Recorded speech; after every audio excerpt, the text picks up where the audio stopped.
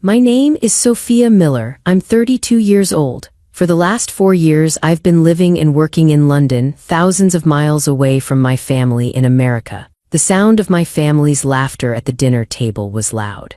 My brother Adil, the golden son, had just finished a story and everyone was beaming. My mother turned to me, her eyes still sparkling from her laughter. "Oh, Sophia," she chuckled, and my father smiled along. "You try so hard. But you'll never be as good as your brother." It was their favorite joke, a sharp, humiliating dismissal they disguised as love. This time I didn't look down, I didn't try to smile. I simply placed my napkin on the table and stood up. The laughter stopped. "Then tell him to pay all the bills," I said. My voice was quiet, but it cut through the room. "I'm not sending money anymore." Adil's smile twitched. My mother's face turned to ice. "What money?" she snapped, her voice cold. "You never sent us $1. Adil is the one who takes care of us."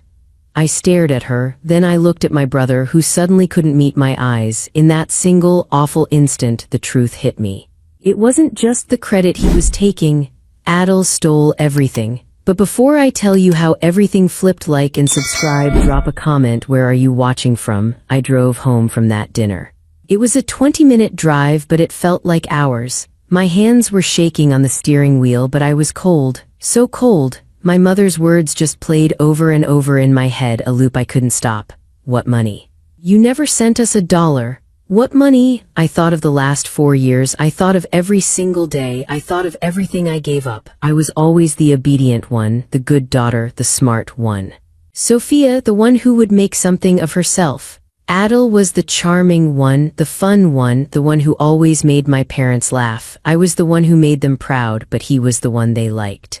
When I got the job offer overseas, my parents were so proud. They told everyone, "My daughter Sophia is going to be a big-shot executive." It was a good job, a great job, even a new life. But we all knew what it really meant. It meant I was the one who would provide. I was the family's winning lottery ticket. I packed 2 suitcases, that was all I took. I said goodbye to my friends. I said goodbye to my small, comfortable life. I got on a plane for 14 hours. I landed in a new country where I knew no one. The city was big and loud and lonely. My apartment was tiny. It was a studio, which meant my bed was next to my kitchen sink. It was smaller than my childhood bedroom back home. My office was a huge glass building and I was just one small person in a gray cubicle. I worked. My God, how I worked. I worked 10, sometimes 12 hours a day. I worked weekends. I was the first one in and the last one to leave. I had to be. I was not just supporting myself. I was supporting a whole family back home. I lived like a ghost. I ate instant noodles for dinner so I could save money. I bought my clothes from second-hand shops. My winter coat was 3 years old and the lining was ripped. I told myself it didn't matter. I told myself I was making a sacrifice. I was a good daughter. Every month on the first of the month I did 2 things. I paid my rent for my tiny, sad apartment, and then I sent money home. It started small.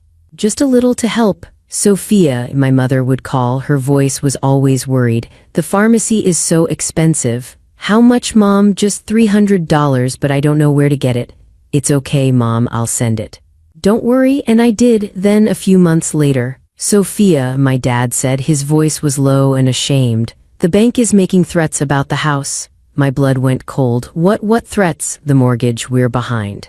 They want $1,200. $1,200, that was almost my entire food budget for 2 months.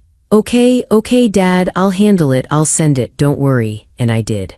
I didn't eat out for 3 months, I didn't even buy a coffee. It went on like this. The calls got more frequent. The emergencies got bigger, the car broke down, the roof was leaking, my father's medicine got more expensive.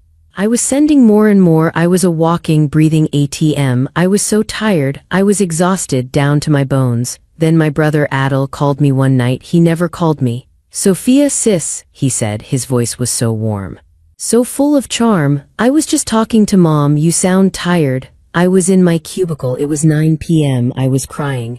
"I am tired, Adil," I whispered. "You're working too hard, sis. You're trying to do everything. You're all alone over there." He was the first person who seemed to see me. "You shouldn't have to worry about all these little bills," he said. "Mom and Dad, they get confused. They call you for everything. They worry you. It's a lot to manage, I admitted. Exactly, so let me handle it, he said. His voice was so smooth, so helpful, so responsible. Just send one payment to me, I'll set up a special account just for them. I'll pay the mortgage, I'll pay the medicine, I'll handle the groceries, I'll manage their finances, I'll be the man on the ground here. He laughed. You just focus on your work, sis, you're the one earning the money, you're the superstar.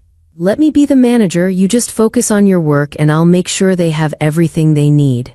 It felt like a weight was lifted off my chest. I almost cried with relief. Thank you, Adil, thank you so much. You don't know what this means. What's family for? He laughed. So that's what we did for 4 years. Every single month I sent the money, $1,500, sometimes more.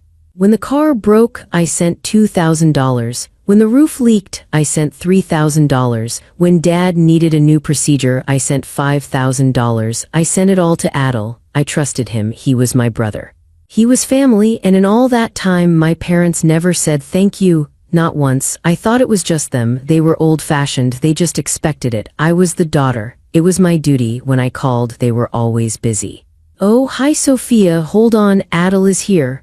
I would wait, listening to them laugh in the background. When I sent gifts, they would say, oh, that's nice. Adil just bought us a new television. Everything was Adil.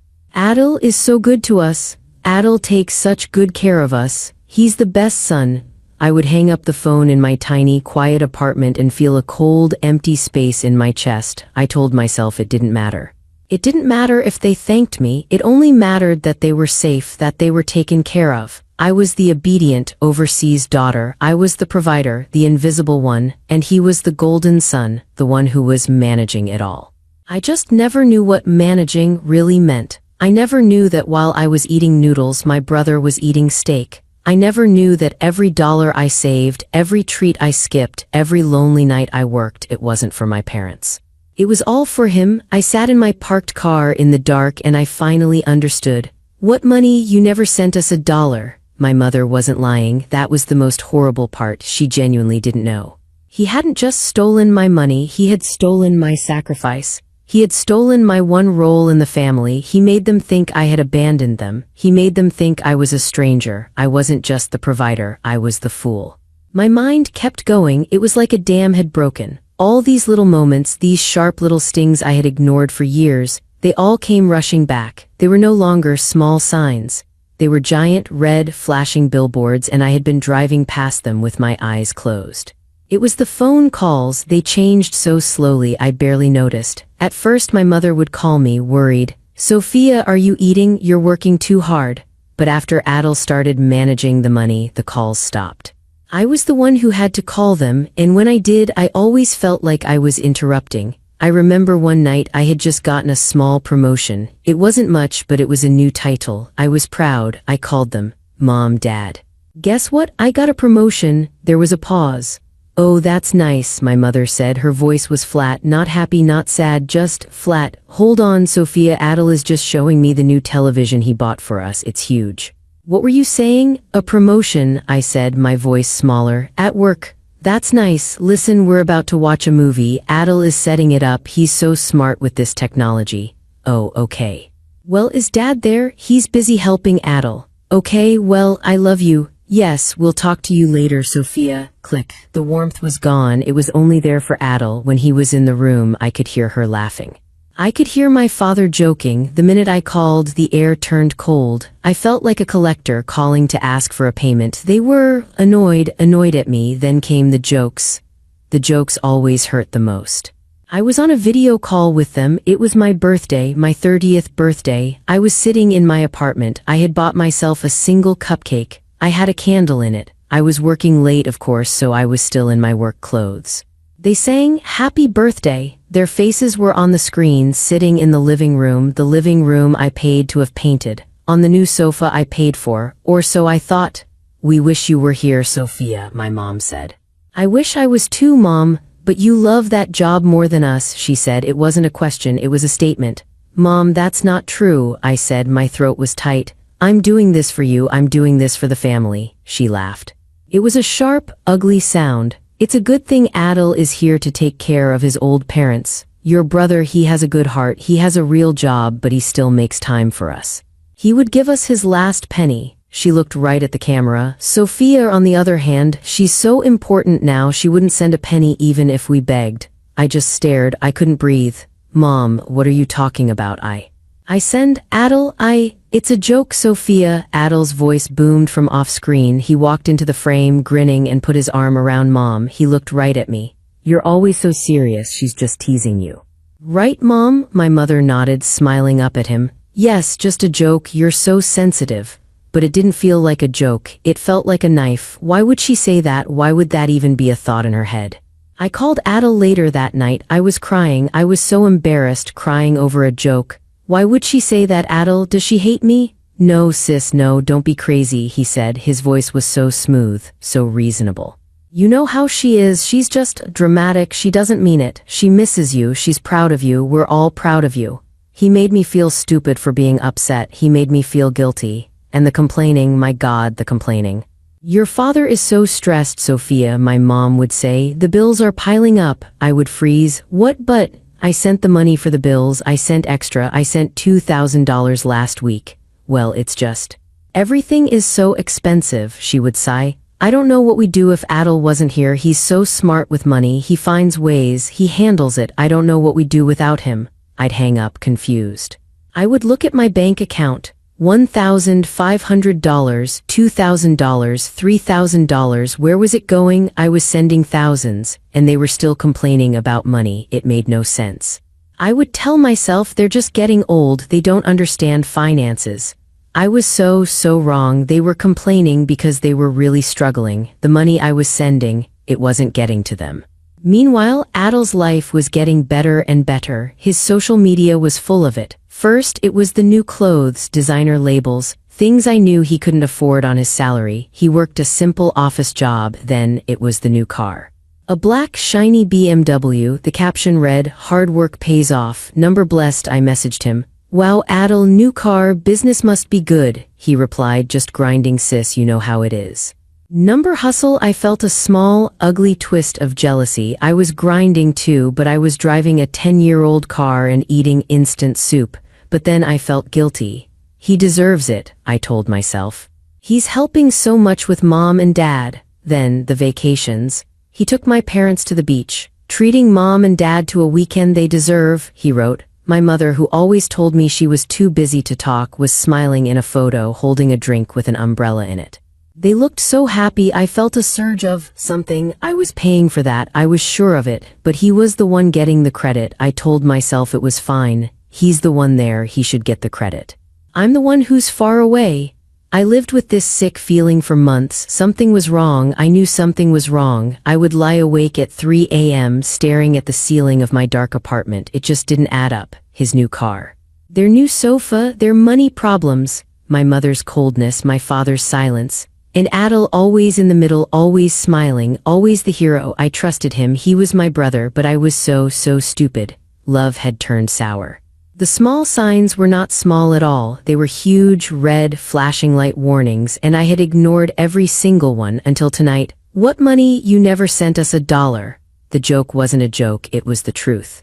It was the lie he had been feeding them for 4 years, and they believed him. I got home from that dinner. It was 11 p.m. I didn't take off my coat. I walked straight to my desk and turned on my computer. The glow of the screen lit up my dark apartment. My mother's voice was a recording in my head. What money? Adel's fake, panicked smile was burned into my memory. I was done. I was done trusting emotions. I was done trusting jokes.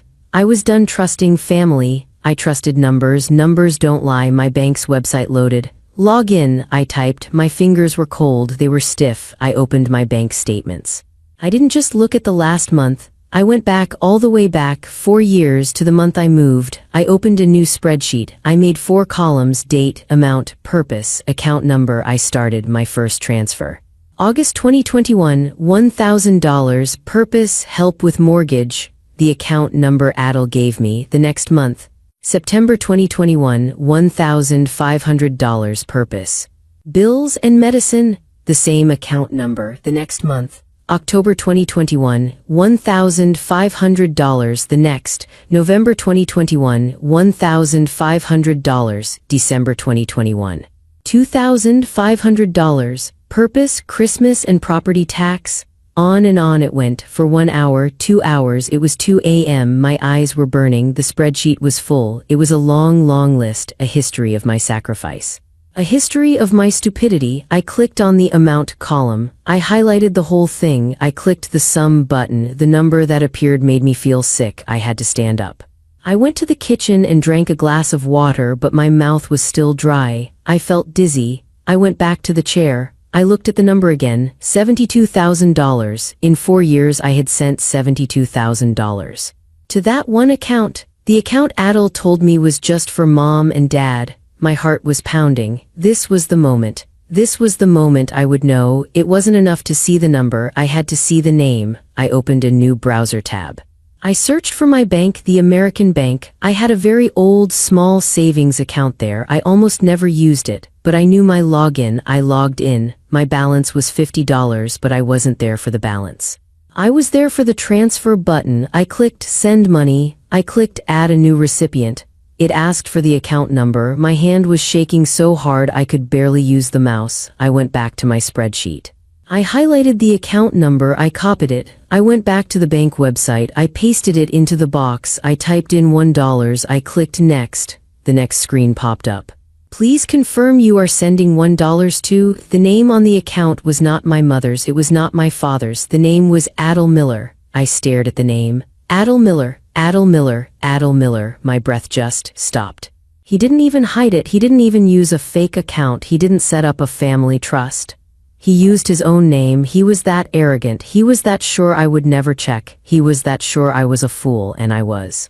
For 4 years I was the biggest fool in the world. He stole every cent, every single cent. The mortgage payments, my dad's medicine, the grocery money, all of it went straight into his pocket. My parents' complaints about money were real. They were really struggling. My mother's joke about me not sending a penny, she believed it. Because to them, I hadn't. I was the daughter who moved away, got rich, and forgot about them. While Adil, their golden son, was right there, managing and helping them. He was probably giving them small scraps of my money, $100 here and there. Here, Mom, go get your hair done. Here, Dad, here's some gas money, and telling them it was from his own pocket. He wasn't just stealing from me, he was stealing from them, he was letting them suffer. He was letting them think their only daughter was cold and heartless. He was feeding on my sacrifice. He was feeding on their love. He was a parasite. I didn't cry, I didn't scream. I closed the spreadsheet. I logged out of the bank. I went to the bathroom and I was sick. I threw up the one glass of water I drank. After I washed my face with cold water, I looked at myself in the mirror. My eyes were red, but they were clear. I felt a cold, hard, clean feeling. It was a feeling I had not felt in 4 years. It was clarity. I knew exactly what he was, and I knew exactly what I had to do. My brother had built his entire life, his entire image as the golden son, on a foundation of my money and my silence. And I was about to pull it all down. I did not sleep. At 6 a.m. I took a shower, I got dressed. I was not an emotional victim anymore. I was a prosecutor and I was building an ironclad case. I didn't confront him, that was the old Sophia. The old Sophia would have called him, crying, "How could you, Adil, how could you?" He would have laughed, he would have lied. "It's a mix-up, sis, you're crazy, you're emotional." He would have gaslit me just like he always did. He would have called Mom and Dad first, he would have twisted the story, he would have made me the villain. Sophia is accusing me of stealing after all I've done for this family, she's jealous of me, and they would have believed him. The new Sophia, the one born at 2 a.m. in front of a spreadsheet, was quiet, she was cold, and she was methodical. At 9 a.m. I was at my bank. I sat down with a bank manager, a woman with kind eyes. "How can I help you, Miss Miller?" "I need a complete, printed record of every transfer from my account to this account number," I said. I slid a piece of paper with Adil's account number on it across the desk. "I need them for the last 4 years and I need every single page to be notarized." Her kind eyes turned curious. "That's a very specific request. May I ask what this is for?" "It's for a family financial audit," I said. My voice was flat, she could tell I wasn't going to say more. "This will take some time," she said. "I will wait," I said. I sat in the bank lobby for 2 hours. I didn't read a magazine, I didn't look at my phone, I just sat. Finally, she came out with a thick, heavy stack of papers. "Here you are," she said. I took it. I said, "Thank you." I walked out. I went to an office supply store. I bought a black 3-ring binder. I bought a red highlighter. I bought a label maker. I went back to my apartment. I spent the next 8 hours building my case. I 3-hole punched every bank statement. I took the red highlighter. I highlighted every date. I highlighted every amount. I highlighted the recipient, Adel Miller, page after page after page, $72,000. It was a mountain of evidence. Each page was stamped, official, notarized, undeniable. Next, I printed the emails. The email from 4 years ago. Hey sis, here's mom's special account sis, send everything here. I highlighted his words. I printed the birthday emails. Mom and dad need a new water heater sis. Can you send an extra $1,000? I printed the emergency emails. Dad's car broke down. It's $2,000 for the repair. I put them in chronological order. I put them in plastic sleeves. Then I went online. I went to Adel's social media pages. He was so proud of his lies. He documented them all. I right-clicked. Save image. Photo 1, Adel standing next to his new BMW. The caption. Hard work pays off. The timestamp, June 10th. I looked at my bank records. My transfer $5,000. The date, June 8th. The purpose from his email, property tax emergency. I printed them both and put them side by side in a plastic sleeve.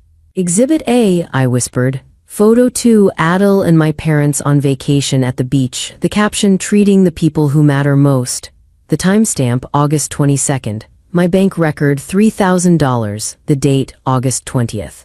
The purpose from his email, leaky roof, side by side. Exhibit B, Photo 3, Adel at a fancy restaurant wearing a new, expensive watch. The caption, just a small treat. Number hustle. The timestamp, December 1st. My bank record. $1,500. The date, November 30th. The purpose from his email, dad's new medicine, side by side. Exhibit C, I did this for hours. His entire life of lies paid for by my life of sacrifice. When I was done, the binder was thick. It was heavy. I typed up a single cover sheet. It just had 3 lines on it. Total amount sent to Adel Miller, $72,000. Total amount received by mom and dad, $0. Account holder, Adel Miller. I put this sheet on top. I took the label maker. I printed out one word in big black letters, undeniable. I stuck it to the front of the binder. Now I just had to choose the right moment. I needed witnesses. I needed the people whose love he had stolen. I needed my parents. I looked at the calendar on my kitchen wall. A date was circled in red. In 2 weeks, Adel's 30th birthday dinner. It was perfect.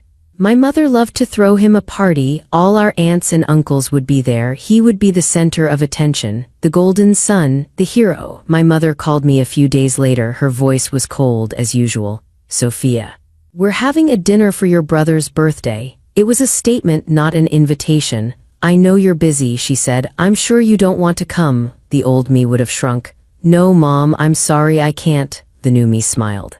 The binder was sitting on my desk watching me. I wouldn't miss it for the world, Mom, I said. My voice was so sweet it surprised her. Oh, she said, good, that's good. I'm even bringing a gift, I said, a special one. For the whole family? I was going to that dinner. I was going to bring my binder. He wanted to be the golden son. He wanted the spotlight. I was going to give it to him. I was going to watch the golden boy burn. I arrived at my parents' house at 7 o'clock sharp. I had taken extra time to get ready, not in a flashy way. I wore a simple black dress. My hair was pulled back. I wanted to look serious. I wanted to look like someone who could not be dismissed. The black folder was in my bag, a heavy rectangular weight resting against my side. My mother opened the door. Her eyes scanned me up and down. Her smile was tight and thin. Sophia, you came. You invited me, Mom. Yes, well, come in. Everyone is here. She turned and walked away, expecting me to follow. No hug, no, it's so good to see you. I was an obligation, a box to be checked. The house was warm. It smelled like roasted chicken and rosemary. My stomach tightened. My chicken, the money for this dinner, this party, this entire life, it came from me. I had paid for the very food they would celebrate him with. Adel was holding court in the living room. He was wearing a new, expensive-looking blue shirt. I recognized the brand. It was one I couldn't afford. My aunts and uncles were there, all smiling, all laughing at one of his stories. He was the king, the center of the universe. Sophia, he boomed, seeing me. He came over and gave me a one-armed hug. It felt like dry paper. His cologne was strong. glad you could make it, sis. I know how busy you are, the little dig, always the little dig, making me sound distant and uncaring. Happy birthday, Adel, I said. My voice was calm, much calmer than I felt. My heart was a cold, hard stone in my chest. You have no idea. We sat for dinner. The table was beautiful. My mother had used the good china, the good silver. I was seated at the end, as far from my parents as possible. It was almost funny. They had pushed me to the margins of their lives, and here I was, the one who was secretly holding the whole thing up. I sat quietly. I ate my chicken. I listened. Adel, you're a saint, my Aunt Clara said, her voice full of admiration. The way you look after your parents, most young men, they only think of themselves. It's nothing, Adel said, soaking it in. He had that fake humble look on his face, the one he'd perfected. They're my parents. I'd do anything for them. Anything except let them have the money their daughter sent them, I thought. My father nodded, his face full of pride. He raised his glass. To Adel, he's the best son. He takes care of everything. The house, the finances. We don't have to worry about a thing. I just ate my chicken, bite by bite. I watched him lie. My food tasted like ash. I thought about the spreadsheet in my bag. I thought about the $72,000. He takes care of the finances. Yes, he did. My mother brought out the cake. It was a big 3-layer chocolate cake. The candles were lit. We all sang happy birthday. Adel leaned over and blew them all out in one big puff. Everyone cheered. He was beaming. He was so happy. He had everything. He had their love. He had their respect. And he had my money. Speech, my uncle shouted, banging the table. Adel stood up, laughing. He loved this. He lived for this? Okay. He held up his glass of champagne. I just want to thank everyone for being here, and most of all, I want to thank my parents. He looked at them, his eyes wet. He was a good actor. They taught me everything. They taught me about family and how family always comes first. He looked right at me when he said it, a quick, strange, challenging little look, as if to say, you should try it sometime. And I'm just glad I can be here for them, he finished. To take care of them, the way they took care of me. Everyone clapped. My mother was crying, real happy tears. He's such a good boy, she whispered to my aunt, our golden son. He takes such good care of us. I waited. I let the applause die down. I let them get their coffee. I let my mother pass out slices of cake. I took a slice. I even took a bite. I wanted to remember the taste of this moment. When the plates were cleared and everyone was sitting back full and happy, I cleared my throat. It was a small sound. The room didn't quiet down. I wasn't loud enough, so I stood up. My chair scraped on the hardwood floor. The sound was loud. That worked. Everyone looked at me. My mother looked annoyed, like I was about to spill something. Sophia, what is it? Do you need something? No, Mom, I said. I smiled. It was a small, tight smile. I just wanted to say something too. It's Adel's 30th birthday after all. I have a gift. Adel laughed. Oh yeah, where is it? That tiny purse. Did you get me a gift card? It's a gift for the whole family, actually, I said. I walked over to my bag. I put it on the table. I unzipped it. I took out the black folder. It was a simple, plain black folder. It made a soft, heavy thud when I placed it on the dining table. The sound was final. What's that? My father asked. He looked confused. Paperwork from your job, Sophia. This isn't the time. Sort of, I said. It's about finances. Your finances, actually. I looked at my mother. I looked at my father. My voice was very, very calm. Mom, Dad, do you know how much I've sent you all these years? The room went completely silent. My mother looked confused, then angry. What are you talking about? You send us a card for Christmas. My father frowned. Sophia, what's the meaning of this? You're being dramatic. It's a simple question, Dad, I said. How much money have I sent you? You haven't sent any money, my mother snapped. Her voice got loud. Adel is the one who helps us. Adel pays the bills. You moved away. You forgot about us. I looked at her. The words that used to kill me, the words that made me cry in my lonely apartment, they didn't even sting. They were just noise. I see. I turned my head. I looked right at Adel. His smile was gone. It was just gone. His face was white. He was staring at the folder. He knew. You tell them, Adel, I said. My voice was a whisper, but everyone heard it. Tell them what? He said. His voice was too high. It cracked. You tell them where the money I sent went. His smile tried to come back, but it was a horrible twitch, a death grin. He tried to laugh, but it came out like a cough. Sophia, you're not well. You're stressed. Sit down. You're making a fool of yourself. tell them, I said again. He just stared at me. No, I said. Okay, I put my hand on the folder. I've been working overseas for 4 years, I said to the room. And for 4 years I have sent money home, every single month, money for the mortgage, money for the medicine, money for the new roof, money for the car. My mother was shaking her head. You're lying, why are you lying? To ruin your brother's birthday? I'm not lying, I said. I tapped the folder. $72,000, my aunt gasped. My father stood up. Sophia, that is enough. It's all in here, I said. I wasn't looking at him. I was looking at Adel, every bank transfer, every date, every dollar. I opened the folder. I turned it around so they could all see. $72,000 stolen. I flipped the page. Notarized bank statements? I flipped the page. Emails from Adel telling me which emergency to send money for. I flipped the page. And the account number it all went to. I pointed to the name on the statement. It's not Mom's account. It's not Dad's account.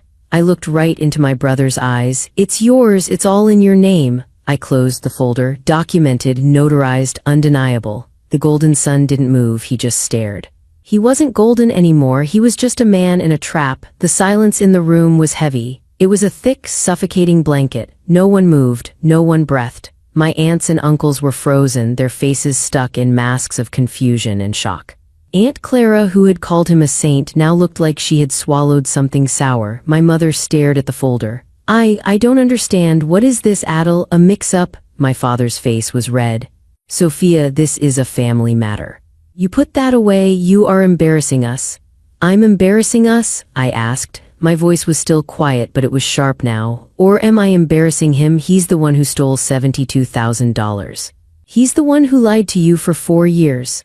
Adel suddenly burst out laughing. It was a terrible sound. It was high-pitched and full of air. It was the sound of a balloon popping. Oh my God, he gasped, wiping a fake tear from his eye. Wow, Sophia, wow, this is really something. He stood up, shaking his head. He was trying to be the old, confident Adel. He was trying to regain control. You're actually insane, he said to me. You're jealous. You've always been jealous of me ever since we were kids. You can't stand that I'm the one who's here, taking care of them. You can't stand that they love me more. He reached for the folder. Give me that. Let me see this evidence you documented. I put my hand flat on the folder. No, he tried to grab it, but I didn't move my hand. We stared at each other. His eyes were wide and panicked. Mine were cold. Don't touch it, I said. Adel, my father said, his voice trembling. What is this? Tell her she's wrong. She's crazy, he yelled. He was breathing hard now. It's a mix-up. It's a total mix-up. I was investing it for her. Yes, that's it. I was investing it. To make more money for Mom and Dad. I was looking at stocks, at real estate for their future. She's just too stupid to understand. She's twisting everything. Investing, I asked. Is that what you call it? I opened the folder again. Dad, why don't you look? I pushed the folder toward him. He hesitated. His hands were shaking. He sat down. He put on his reading glasses. My father was a man who believed in numbers. He was an accountant before he retired. He believed in ledgers. He believed in proof. He opened it to the first page, the cover sheet. He read the numbers. $72,000. He whispered the words. Oh my God, it's a lie, Adel shouted. She's lying. She made all this up. My father turned the page. He saw the bank statement. He saw my name. He saw the transfer. He saw Adel's name. Adel, my dad said. His voice was so small, he kept turning the pages one after another. Transfer, transfer, transfer, all to Adel. Then he got to the photos. He saw the picture of the BMW. He looked at the timestamp, then he looked at the bank statement next to it. This is the week I told you about the property tax, he said, looking at me. His face was pale. Yes, I said. He looked at Adel. You told me she didn't send anything. You said you handled it. I did handle it. Adel was sweating. His new blue shirt was sticking to his back. I used the money I was saving for the car. I was going to pay myself back. It was a loan. My father turned the page. The beach vacation. My mother smiling with a drink in her hand. Next to it, the bank transfer for $3,000. The email printout, Mom and Dad really need a break, sis. But the roof is leaking. It's bad. The leaky roof, my mother whispered. She picked up the photo. This was the weekend of the leaky roof. She looked at Adel. Her face was white. Adel, you told me. You said you got a bonus. It was a bonus, he screamed. It was, you're ganging up on me, all of you, after everything I do. I live here, I help you, I'm here every day. She's in another country, she doesn't care. She just wants to destroy us. He was crying now, big, fat, angry tears. It was a good performance. It would have worked on the old me, it would have worked on my parents. But the papers didn't lie. My father looked at me, his face was gray. Is it all true? Yes, I said, every dollar. Adil grabbed the folder and threw it. The papers scattered all over the floor, the notarized statements, the photos, the lies, all over the dining room. I'm not going to sit here and be attacked. He was looking at our parents, pleading, Mom, Dad, you believe me, right? I'm your son, I'm the one who's here. My mother was staring at the floor, at the picture of her on the beach. My father was staring at the wall, my Uncle Mark was looking at his shoes, Aunt Clara was whispering to her husband, Did you hear that? $72,000. They were all pulling away from him. The hero worship was gone, replaced by a cold, quiet judgment. The silence was his answer. He looked around the room, my aunts, my uncles, they were all staring at him, not with love, not with pride, with disgust. His confidence didn't just crack, it collapsed, it shattered. The golden sun was gone, all that was left was a 30-year-old thief crying in his parents' dining room. I waited until the room was completely silent again. Adil, I said. He looked at me, his eyes full of hate. You're right about one thing, it's not a mix-up and it's not an investment. I paused. It's tax fraud. That's when he stopped crying. $72,000, I said, is a lot of undeclared income. You've been receiving it for 4 years. I picked up my bag. I've already contacted the tax office. I sent them a copy of this. I motioned to the papers on the floor. Your account, it's been flagged. His whole body went rigid, the blood drained from his face. He wasn't a king, he wasn't a golden son. He was just a small trapped animal, and he knew it. The room was a tomb. The only sound was the ticking of the grandfather clock in the hallway. Adil was pale, he was shaking. He looked at me, his mouth open, but no sound came out. He was terrified. My aunts and uncles started to look at the floor, they looked at their phones, they were uncomfortable. The party was over, then my mother started to cry. It wasn't a small cry, it was a horrible, low, wailing sound. But she wasn't looking at me, she wasn't crying for me, she wasn't crying because I had been betrayed for 4 years. She was looking at Adil, she was crying for him. My baby, she whispered, her hand reaching across the table for him. My boy, how could this? How? She turned her head and she glared at me. How could you do this? She hissed. You did this, this is your fault, you've ruined him, you've ruined us. That was it, that was the final cut. I had just exposed a theft. I had just shown her how her son had let her and Dad struggle while he stole my money, and her first instinct, her only instinct, was to protect him and blame me. She wasn't crying for the lie. She was crying because the lie was exposed. She was crying for the golden sun. She was crying because the image was shattered. My father was different. He didn't move. He just sat at the table, staring at his hands. He looked old. He looked broken. He slowly, very slowly lifted his head, and he looked at me. It was the first time in my life I felt like he was really seeing me. He wasn't seeing the disappointment. He wasn't seeing the disobedient daughter. He was seeing me. The one who worked, the one who sacrificed, the one he had dismissed. His eyes were full of a deep, terrible shame. Sophia, he whispered. He looked down, unable to hold my gaze. That was all I needed. I stood up. I walked to the front closet and I grabbed my coat. My uncle cleared his throat. Well, Helen, it's late. We should be going. My Aunt Clara was already pushing her chair back, not making eye contact with anyone. Yes, yes. Thank you for the dinner. One by one, they all started to leave. They filed out, a quiet, awkward parade of shame. They didn't pat Adil on the back, they didn't hug my mother, they didn't even look at me, they just wanted to escape. The smell of theft and family breakdown was in the air and they wanted no part of it. Soon, it was just the 4 of us. Me by the door zipping up my coat, my mother sobbing over the table holding Adil's hand. My father frozen in his shame staring at the scattered papers on the floor. And Adil, pale and shaking, staring into the middle of the room.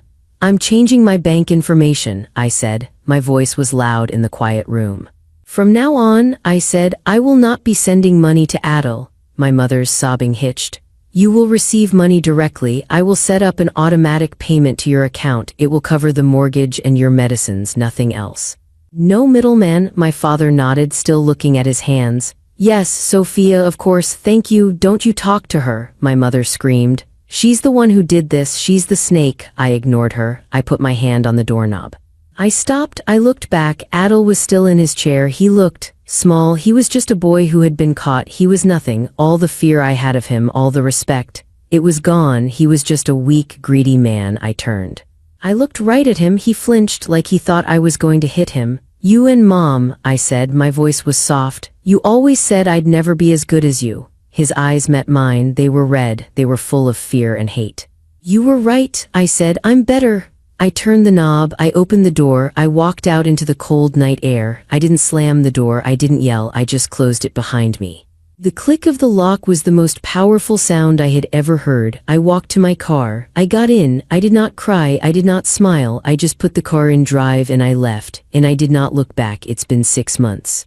My apartment has never felt so quiet, but it's not a lonely quiet anymore. It's a peaceful quiet. For the first time in 4 years, I sleep through the night. I don't wake up at 3 a.m. with a knot in my stomach, wondering why my mother's voice sounded so cold.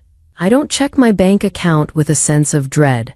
I bought myself a new plant. It's a big, leafy fiddle leaf fig. It's thriving. I bought new sheets, not the cheap ones. I booked a vacation, a real one, to Italy just for me.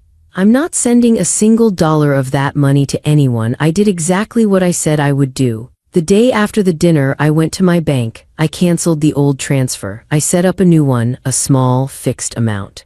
It goes directly to my father's bank account on the 1st of every month. It covers the mortgage. It covers their medical bills. It does not cover new cars. It does not cover beach vacations. It does not cover a Golden Sons lifestyle. I am still the provider, but I am the provider on my terms. My mother called me a week after the dinner. Her voice was strange. It was small. It was nervous. Sophia, hi Mom, I just wanted to call the money for the mortgage. It arrived. I know, Mom, I set it up to be automatic. There was a long pause. Oh, she said, good, that's good. She was waiting for me to ask about him. She was waiting for me to yell. I said nothing. Your father, she said, he says thank you, you're welcome.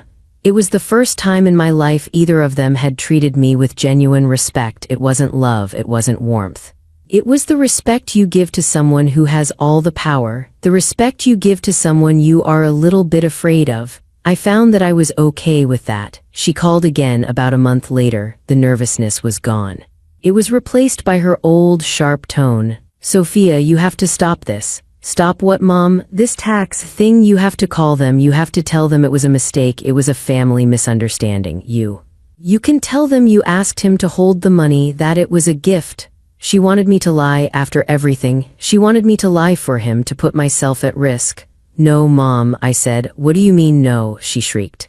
He's your brother. He's going to go to jail, Sophia. They are talking about jail. He did that to himself, Mom, I said. My voice wasn't angry. It wasn't sad. It was just a fact. But he's your brother, she cried. And I am your daughter, I said. And for 4 years you let him steal from me and you called me a stranger. For 4 years you let him feed you lies while I paid for the food on your table. He made his choice. I'm making mine. You are cold, she whispered. You are a cold, heartless girl. No, Mom, I said. I'm just done. I have to go. I hung up. She still calls about once a month. She tells me all the news. I think it's her last-ditch effort to make me feel guilty. Adil, she started on the last call. Her voice cracked. Adil, it's not good, Sophia. I just listened. I was watering my plant. The tax office, they're auditing him. They're auditing us. They're looking at everything. For the last 4 years we have to pay penalties. Your father is so stressed. I said nothing. He lost his job, she whispered. They're taking the car. The bank is taking the car. I know, I said. How do you know? She snapped. I saw the repo notice online. She was silent. The neighbors are talking, his friends, they won't talk to him. He just sits in his room. He won't come out. He's lost everything. She was waiting for me to say something, to say I'm sorry, to say I'll fix it, to say I'll stop it. I took a breath. He hasn't lost everything, Mom. He still has you. I hung up. I don't revel in his downfall. I don't check his social media. I don't ask my parents about him. I don't feel joy. I don't feel anger. I feel light. I feel clarity. The drama is over. The noise in my head is gone. I am not the obedient daughter. I am not the invisible provider. I am not the angry victim. I am just me. And for the first time, I think that's enough. If you've ever carried a family silently while someone else took the credit, tell me where you're watching from. Would you forgive Adil or walk away forever? Hit like and subscribe for more true revenge stories.